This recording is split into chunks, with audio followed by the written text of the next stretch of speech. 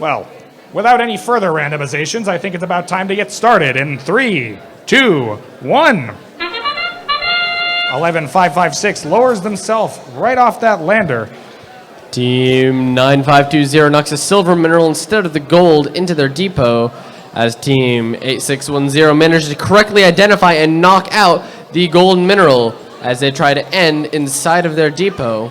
11170 unfortunately also getting that silver mineral in. And they drop their marker inside of the blue depot. Good work, 8610, successfully claiming and successfully parking in the crater. Drivers, pick up your controllers.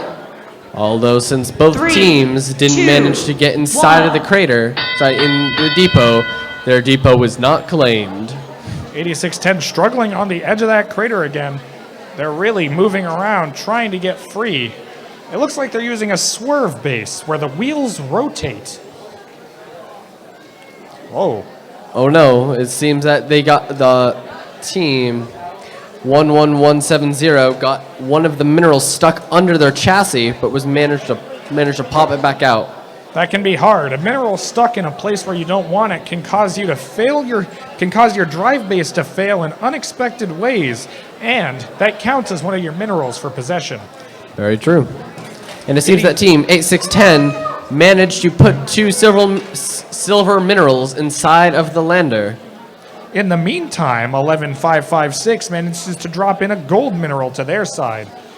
11556 going right into the crater over in the corner, trying to collect some more.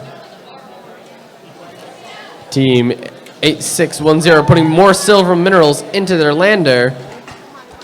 11170 trying to get that piece free. It looks like they've finally gotten free of any objects underneath their chassis. As they put one right back under their chassis.